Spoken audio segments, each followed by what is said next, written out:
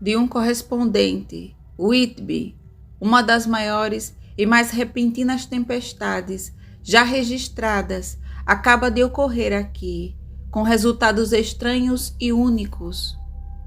O tempo estava abafado, mas nada incomum no mês de agosto.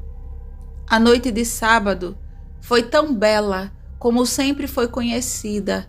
O grande grupo de turistas se preparou ontem para visitas a Mulgrave Woods, Robin Hood Bay, Rigmill, Huswick Estates e várias viagens no bairro de Whitby. Os vapores Emma e Scarborough faziam viagem para cima e para baixo ao longo da costa, e havia uma quantidade incomum de viagens de ida e volta para Whitby. O dia estava excepcionalmente bom até a tarde, quando alguns dos fofoqueiros que frequentam o cemitério da igreja de Eastcliff observaram a ampla extensão do mar ao norte e ao leste e foram atraídos pelo espetáculo de rabo de égua no alto do céu a noroeste. O vento soprava então de sudoeste, num grau ameno, que em linguagem barométrica é classificado como número 2, brisa leve. A guarda costeira de serviço imediatamente fez um relatório a um velho pescador que durante mais de meio século manteve vigilância sobre os sinais meteorológicos de Eastcliff. Predisse de forma enfática a chegada de uma tempestade repentina. A aproximação do pôr do sol era tão bela, tão grandiosa nas suas massas de nuvens esplendidamente coloridas, que havia uma grande assembleia no passeio ao longo da falésia do antigo adro da igreja para apreciar a beleza. Antes que o sol mergulhasse abaixo da massa negra de Caithness, erguendo-se corajosamente através do céu ocidental, sua descida era marcada por uma miríade de nuvens de todas as cores do pôr do sol. Chamas púrpura, rosa, verde, violeta e todos os tons de ouro, com massas aqui e ali, não grandes, mas de escuridão aparentemente absoluta, em todos os tipos de formas, bem delineados como silhuetas colossais. A experiência não passou despercebida aos pintores, e sem dúvida alguns dos esboços do prelúdio à grande tempestade irão enfeitar as paredes da RA e RI em maio próximo. Mais de um capitão decidiu naquele momento que sua pedra ou mula, como chamam as diferentes classes de barcos, permaneceria no porto até que a tempestade passasse. Havia poucas luzes à vista no mar, pois até mesmo os navios a vapor costeiros, que normalmente se aproximam da costa, mantinham-se bem em direção ao mar, e poucos barcos de pesca estavam por perto.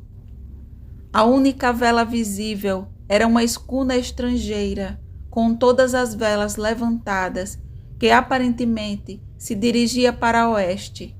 A imprudência ou ignorância de seus oficiais foi um tema prolífico para comentários enquanto ela permaneceu à vista, e esforços foram feitos para sinalizar-lhe, para reduzir a vela diante do perigo. Antes do fim da noite, ela foi vista com as velas batendo preguiçosamente, enquanto rolava suavemente nas ondas ondulantes do mar, tão ocioso como um navio pintado num oceano pintado.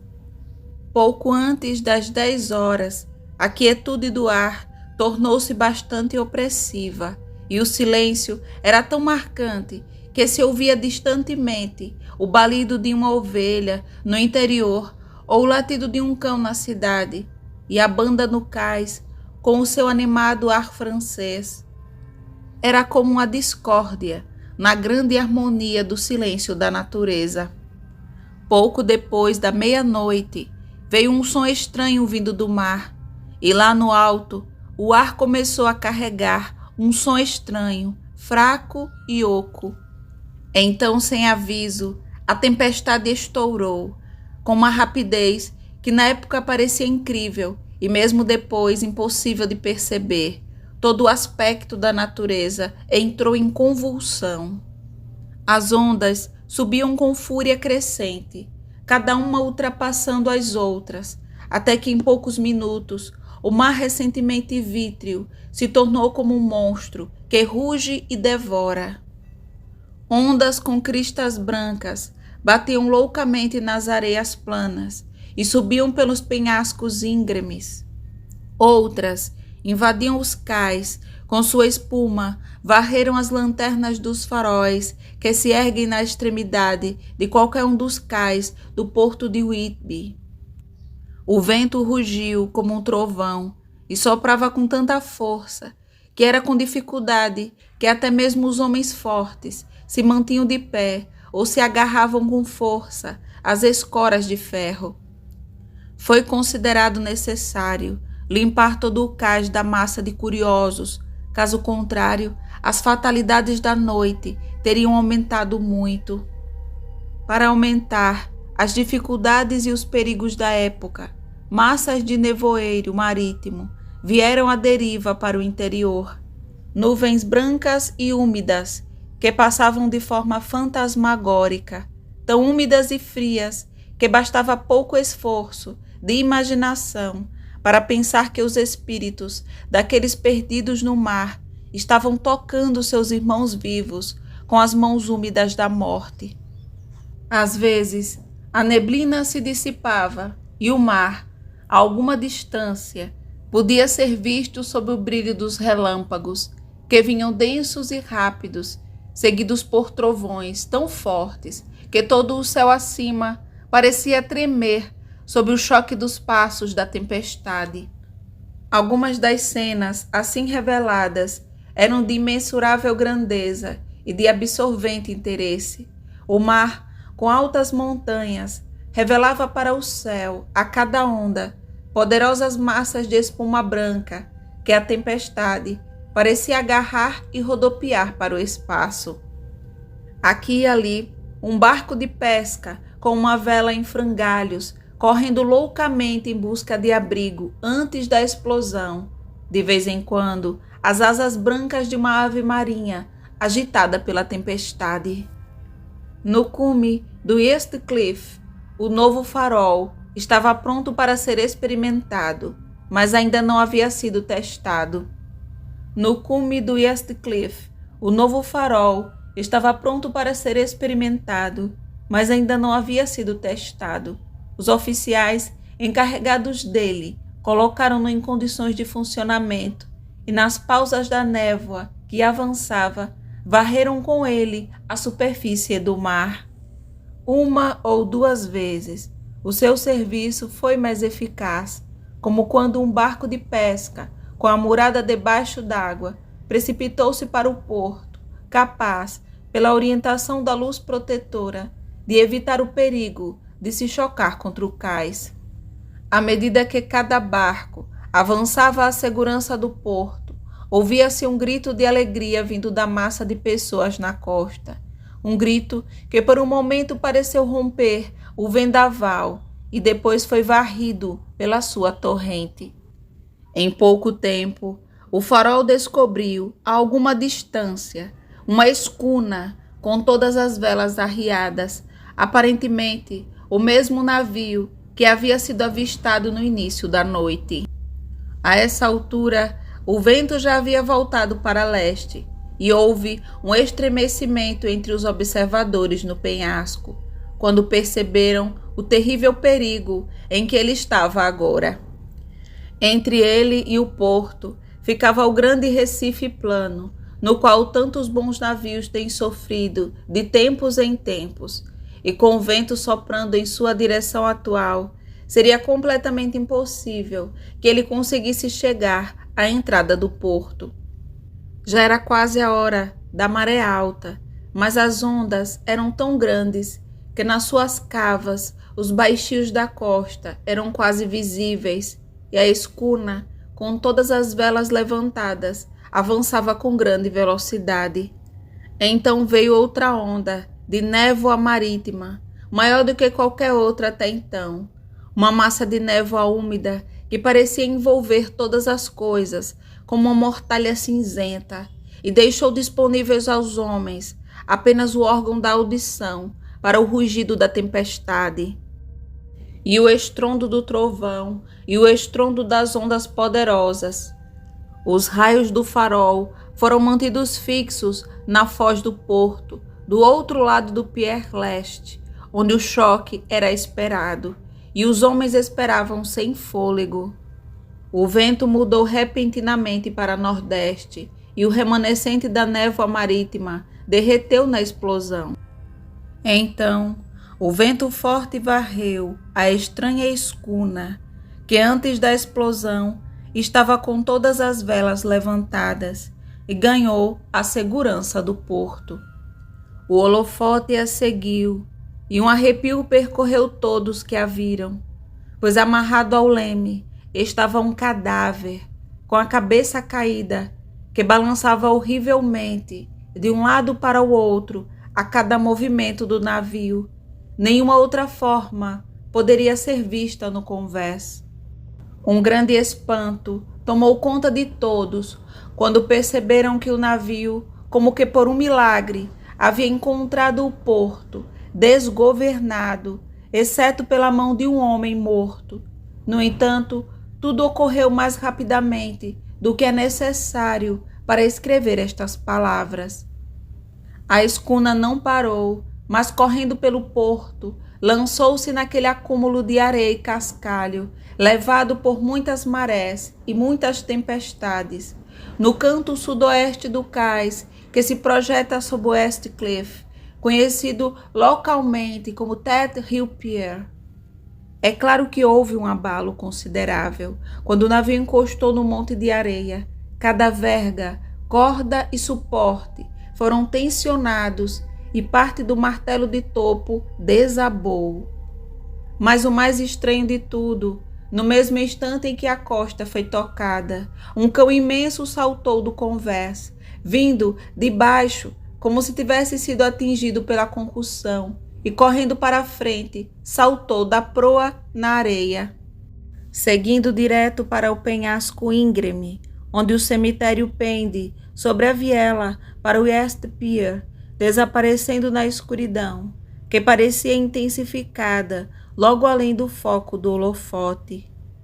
Aconteceu que não havia ninguém no Pier Ted Hill naquele momento, pois todos aqueles cujas casas estavam próximas estavam abrigados. Assim, a guarda costeira de serviço, no lado leste do porto, que correu imediatamente para o pequeno cais, foi a primeira a embarcar. Os homens que trabalhavam no farol, depois de vasculharem a entrada do porto sem ver nada, acenderam a luz sobre o abandonado e mantiveram ali. A guarda costeira correu para a polpa e, quando chegou ao leme, inclinou-se para examiná-lo e recuou imediatamente, como se estivesse sob alguma emoção repentina. Isto pareceu despertar a curiosidade geral e um grande número de pessoas começou a correr. É um bom caminho, desde West Cliff, pela ponte levadiça, até Ted Hill Pier, mas o seu correspondente é um corredor bastante bom e chegou bem à frente da multidão. Quando cheguei, porém, encontrei já reunida no cais uma multidão que a guarda costeira e a polícia se recusaram a embarcar. Por cortesia do banqueiro-chefe, fui como seu correspondente, autorizado a subir ao convés, e fiz parte de um pequeno grupo que viu o marinheiro morto enquanto estava realmente amarrado ao leme. Não é de admirar que a guarda costeira tenha ficado surpreendida ou mesmo admirada, pois não é frequente ver tal visão. O homem foi simplesmente preso pelas mãos, amarradas uma sobre a outra a um raio da corda. Entre a mão interna e a madeira havia um crucifixo, o conjunto de contas em que estava preso em volta dos pulsos e da roda, e tudo mantido preso pelas cordas de amarração. O pobre sujeito pode ter estado sentado uma vez, Mas o bater e o bater das velas afetaram o leme da roda e o arrastaram para cá e para lá, de modo que as cordas com as quais ele estava amarrado cortaram a carne até o fim. Foi feita uma anotação precisa do estado das coisas e um médico, o cirurgião J. M. Caffing, de 33 anos, East Elliot Place, que veio imediatamente depois de mim, declarou, após fazer o exame, que o homem devia estar morto há 2 dias. No bolso, trazia uma garrafa, cuidadosamente arrolhada, vazia, exceto por um pequeno rolo de papel, que provou ser o adendo ao diário de bordo. A guarda costeira disse que o homem deve ter amarrado as próprias mãos e apertado os nós com os dentes. É desnecessário dizer que o timoneiro morto foi reverentemente removido do lugar onde manteve sua honrosa guarda e guarda até a morte, uma firmeza tão nobre quanto a do jovem Casabianca, e colocado no necrotério para guardar o inquérito. A tempestade repentina já está passando e sua violência está diminuindo. As multidões estão se espalhando para trás e o céu está começando a ficar vermelho sobre os muros de Yorkshire. Enviarei a tempo da sua próxima edição mais detalhes sobre o navio abandonado que tão milagrosamente chegou ao porto durante a tempestade.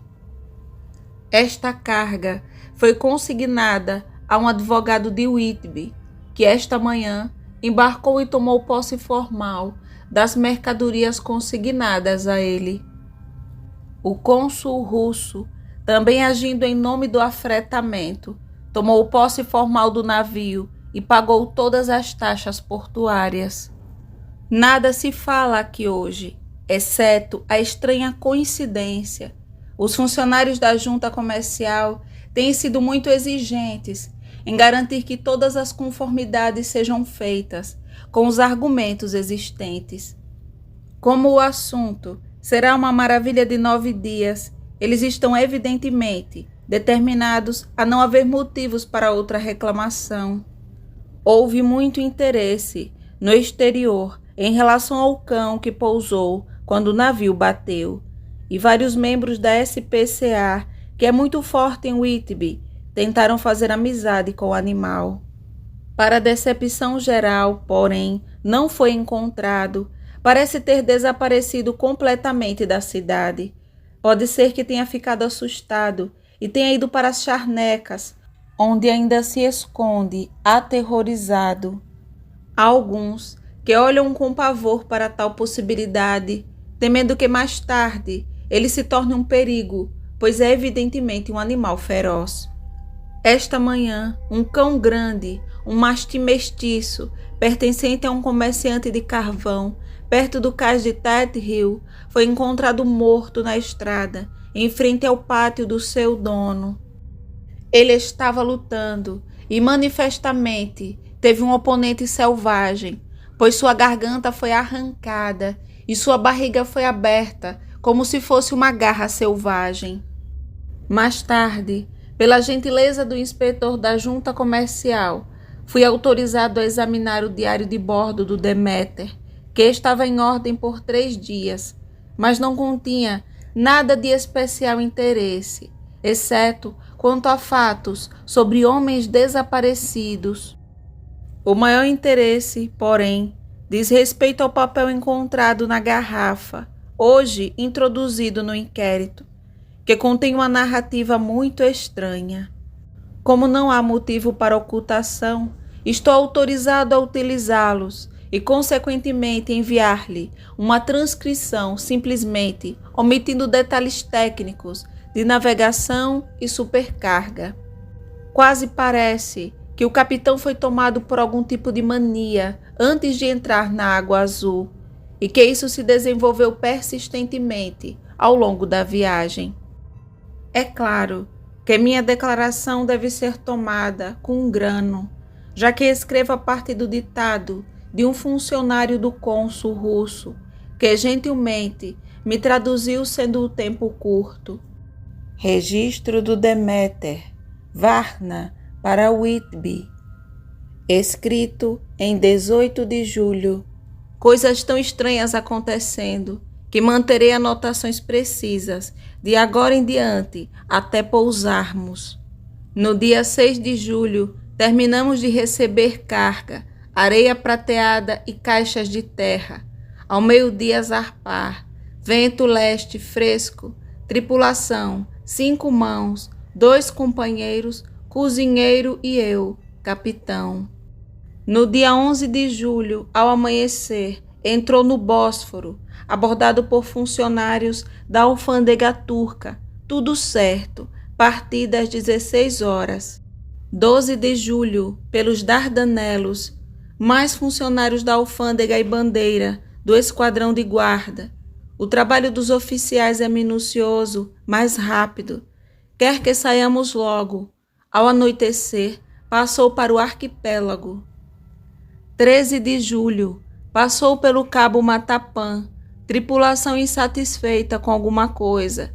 Parecia assustada, mas não falava. No dia 14 de julho, estava um tanto preocupado com a tripulação. Homens todos companheiros firmes, que navegaram comigo antes. Não conseguia entender o que estava errado. Apenas disseram que havia alguma coisa e se benzeram. No dia 16 de julho, o imediato informou pela manhã que um dos tripulantes, Petrovski, estava desaparecido. Não foi possível explicar isso. Ontem à noite, ficou de vigia às 8 badaladas. Foi substituído por Abramov, mas não foi para o beliche. Homens, mais abatidos do que nunca, todos disseram que esperavam algo do tipo, mas não disseram o que estava a bordo. Eu estava ficando impaciente com eles. Temia algum problema pela frente. Ontem, no dia 17 de julho, um dos homens, Olgaren, veio à minha cabine e, de forma espantada, confidenciou-me que pensava que havia um homem estranho a bordo do navio. Ele disse que durante seu turno estava se abrigando atrás da casa do convés, pois havia uma tempestade, quando viu um homem alto e magro, que não era como nenhum dos tripulantes, subir a escada e seguir pelo convés em frente, e desaparecer.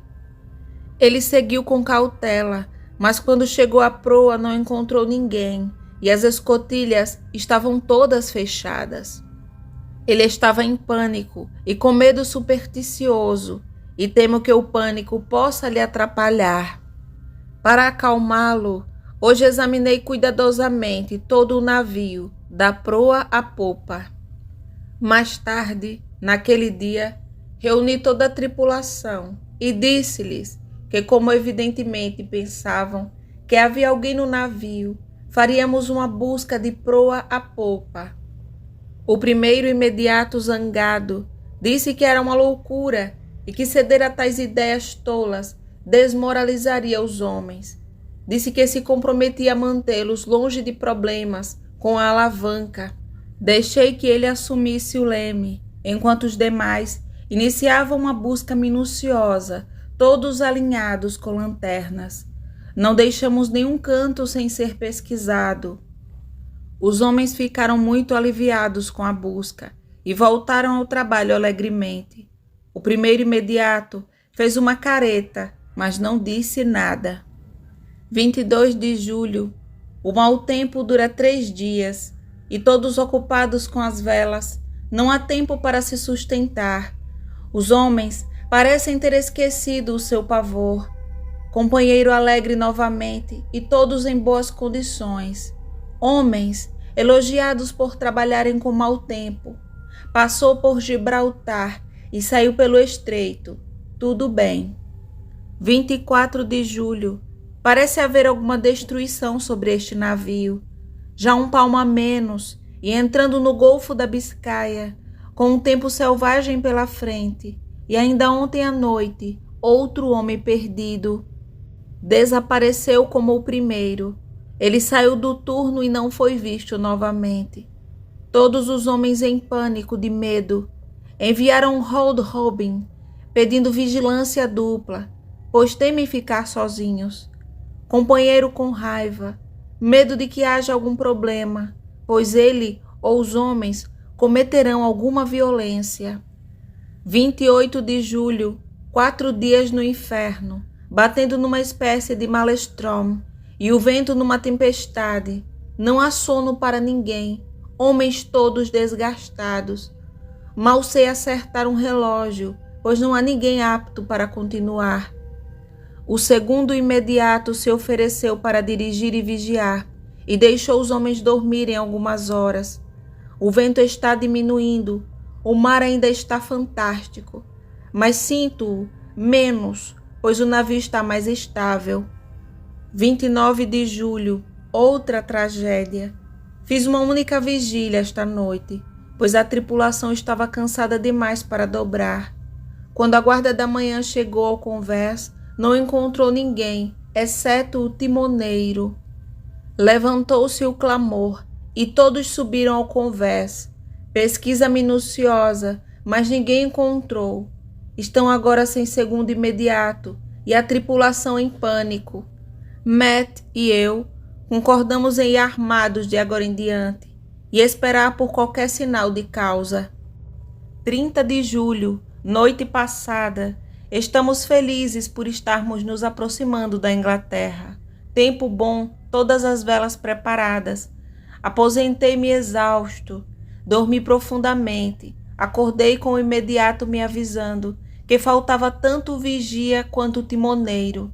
Apenas eu, companheiro e 2 mãos restantes para trabalhar no navio. 1º de agosto, 2 dias de neblina e nenhuma vela avistada.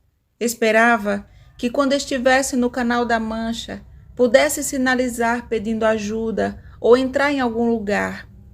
Não tenho forças para movimentar as velas. Tem que correr antes o vento. Não ousei baixar, pois não conseguiria levantá-las novamente. Parece que estamos à deriva para alguma desgraça terrível. Companheiro agora, mais desmoralizado do que qualquer um dos homens. Sua natureza mais forte parece ter trabalhado internamente contra si mesmo. Os homens estão além do medo, trabalhando com firmeza e paciência, com a mente decidida para o pior. Eles são russos, ele romeno. 2 de agosto, meia-noite. Acordei após alguns minutos de sono, ouvindo um choro, aparentemente fora do meu porto. Não consegui ver nada no nevoeiro. Correu para o convés e correu contra o imediato. Disse-me que ouviu um grito e correu, mas não há sinal de homem de guarda. Mais um se foi. Senhor, ajude-nos. Matt diz que devemos ter passado do estreito de Dover, pois em um momento de neblina, se dissipando, ele avistou Northumberland, no momento em que ouviu o homem gritar. Se assim for, estamos agora no Mar do Norte, e só Deus pode guiar-nos no nevoeiro, que parece mover-se conosco, e Deus parece ter nos abandonado. 3 de agosto, meia-noite. Fui substituir o homem que estava ao volante, e quando cheguei, não encontrei ninguém. O vento era constante, e enquanto corríamos, não houve nenhuma guinada. Não ousei sair, então gritei pelo companheiro. Depois de alguns segundos, ele correu para o convés, vestindo suas flanelas. Ele parecia com os olhos arregalados e abatido, e temo que sua razão tenha cedido. Ele se aproximou de mim e sussurrou com voz rouca, com a boca no meu ouvido, como se temesse que o próprio ar pudesse ouvir. Está aqui, eu sei disso agora. Na vigília da noite passada eu vi isto, como um homem alto e magro e horrivelmente pálido. Estava na proa e olhando para fora. Eu rastejei atrás dele e lhe dei uma facada, mas a faca o atravessou vazia como o ar, e enquanto ele falava, ele pegou a faca e a dirigiu suavemente para o pescoço. Então ele continuou, mas está aqui e eu vou encontrá-lo. Está no porão, talvez numa dessas caixas. Vou desparafusá-las um por um e ver. Você trabalha no leme. E com um olhar de advertência e o dedo no lábio ele desceu. Estava soprando um vento agitado e eu não conseguia largar o leme. Eu o vi sair novamente para o convés com uma caixa de ferramentas e uma lanterna e descer pela escotilha dianteira. Ele está louco, completamente louco, e não adianta tentar impedi-lo. Então aqui fico eu, cuidando do leme e escrevendo essas notas. Só posso confiar em Deus e esperar que a neblina dissipe. Então, se eu não conseguir navegar para nenhum porto com o vento, cortarei as velas, ficarei parado e sinalizarei por socorro.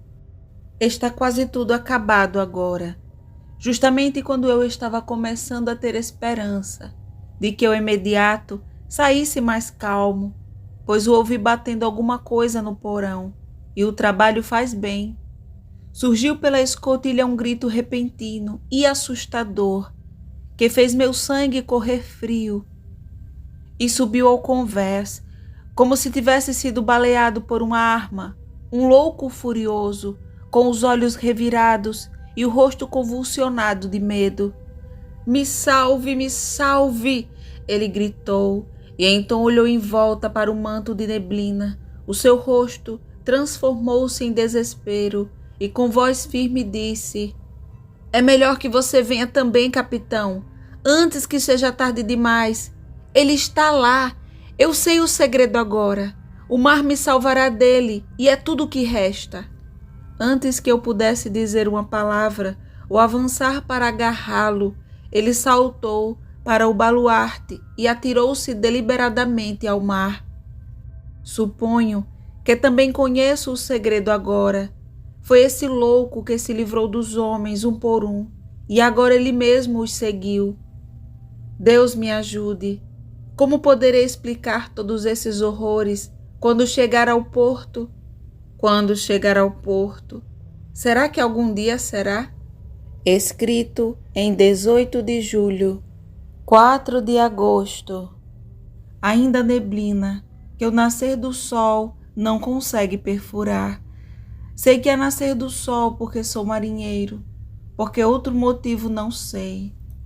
Não ousei descer, não ousei sair do leme, então aqui fiquei a noite toda, e na penumbra da noite eu vi ele. Deus me perdoe, mas o imediato estava certo em pular no mar. Era melhor morrer como um homem, morrer como um marinheiro. Em águas azuis, nenhum homem se opõe, mas sou capitão e não devo abandonar o meu navio. Mas vou confundir esse demônio ou monstro, pois amarrarei minhas mãos ao volante quando minha força começar a falhar. E junto com elas, amarrarei aquilo que ele, isso, não ousa tocar. E então, venha vento bom ou ruim, salvarei minha alma e minha honra como capitão. Estou ficando mais fraco e a noite está chegando. Se ele puder me olhar no rosto novamente, talvez eu não tenha tempo para agir. Se formos destruídos, talvez esta garrafa possa ser encontrada e aqueles que a encontrarem possam compreender. Se não, bem, então todos os homens saberão que fui fiel à minha confiança. Deus e a Santíssima Virgem e os santos ajudam uma pobre alma ignorante que tenta cumprir o seu dever. É claro que o veredicto foi aberto. Não há nenhuma evidência a ser apresentada. E se o homem cometeu ou não os assassinatos, não há agora ninguém para dizer. As pessoas aqui afirmam, quase unanimemente, que o capitão é simplesmente um herói e que ele terá um funeral público. Já está combinado que seu corpo será levado em um trem até Esk e depois levado de volta ao pier de Tet Hill, sendo por fim enterrado no cemitério da Igreja do Penhasco. Os proprietários de mais de 100 barcos já se manifestaram, como desejando segui-lo até o túmulo. Nunca foi encontrado nenhum vestígio do grande cão, pelo qual há muito luto, pois com a opinião pública no estado atual, ele seria, creio eu, adotado pela cidade.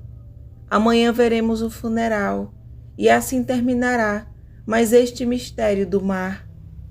Diário de Mina Murray, 8 de agosto. Lucy ficou muito inquieta a noite toda, e eu também não consegui dormir. A tempestade foi terrível, e ao ressoar ruidosamente entre as chaminés, me fez estremecer. Quando um sopro forte veio, parecia ser uma arma distante. Estranhamente, Lucy não acordou, mas levantou-se 2 vezes e vestiu-se. Felizmente, todas as vezes acordei a tempo e consegui despí-la sem acordá-la e levei-a de volta para a cama. É uma coisa muito estranha esse sonambulismo, pois assim que sua vontade é frustrada de alguma forma física, sua intenção, se houver alguma, desaparece e ela se entrega quase exatamente à rotina de sua vida. De manhã cedo, nós 2 nos levantamos e descemos até o porto para ver se alguma coisa havia acontecido durante a noite. De alguma forma fiquei feliz, porque Jonathan não estava no mar na noite passada, mas em terra. Mas ele está em terra ou no mar? Onde ele está? E como? Estou ficando terrivelmente ansiosa por causa dele. Se eu soubesse o que fazer e pudesse fazer qualquer coisa... 10 de agosto. O funeral do pobre capitão do mar foi muito comovente. Todos os barcos no porto pareciam estar lá, e o caixão foi carregado pelos capitães, desde o cais de Tet Hill até o cemitério da igreja. Lucy veio comigo e fomos cedo para o nosso antigo assento, enquanto o cortejo de barcos subia o rio até o viaduto e descia novamente. Tivemos uma vista linda e vimos a procissão quase todo o caminho. A pobre Lucy parecia muito chateada. Ela estava inquieta e inquieta o tempo todo, e não posso deixar de pensar que o fato de ela sonhar à noite a está afetando. Ela é bastante estranha em uma coisa. Ela não vai admitir para mim que haja algum motivo para inquietação, ou se houver, ela mesma não entende. Há uma causa adicional. O pobre Sr. Sveilis foi encontrado morto esta manhã em nosso assento, com o pescoço quebrado. Evidentemente, como disse o médico, ele tinha caído para trás no banco, com algum tipo de susto, pois havia uma expressão de medo e horror em seu rosto, que, segundo os homens, o fez estremecer. Pobre e querido velho. Lucy é tão doce e sensível que sente as influências de forma mais aguda do que as outras pessoas. Agora mesmo, ela estava bastante chateada com uma coisinha que não prestei muita atenção, embora eu goste muito de animais. Um dos homens que vinha aqui com frequência em busca dos barcos era seguido por seu cachorro. O cachorro está sempre com ele. Ambos são pessoas caladas e nunca vi o homem zangado ou ouvir o cachorro latir. Durante o culto, o cachorro não se aproximava do dono, que estava sentado conosco, mas ficava a alguns metros de distância, latindo e uivando. Seu mestre falou com ele gentilmente, depois com dureza e depois com raiva, mas não vinha nem deixava de fazer barulho. Ele estava furioso, com os olhos selvagens e todo o cabelo eriçado, como o rabo de um gato, quando o gato está no caminho da guerra. Finalmente, o homem também ficou bravo, pulou e chutou o cachorro, e então o pegou pela nuca, e meio arrastou e meio jogou na lápide onde o assento está fixado. No momento em que tocou a pedra, o pobrezinho começou a tremer. Ele não tentou fugir, mas agachou-se, tremendo, encolhido, e estava em um estado de terror tão lamentável que tentei, embora sem efeito, confortá-lo. Lucy também sentiu pena, mas não tentou tocar no cachorro, mas olhou para ele com um ar meio angustiado. Temo muito que ela seja de natureza supersensível, demais para atravessar o mundo sem problemas. Ela estará sonhando com isso esta noite, tenho certeza. Toda a aglomeração de coisas, o navio conduzido ao porto por um morto, a sua atitude ligada à roda com crucifixo e contas, o enterro comovente, o cão, agora furioso, agora aterrorizado, todos conseguirão material para seus sonhos. Acho que será melhor para ela ir para a cama, fisicamente cansada. Por isso vou levá-la para uma longa caminhada pelas falésias até a baía de Robin Hood e voltar. Ela não deveria ter muita inclinação para o sonambulismo então.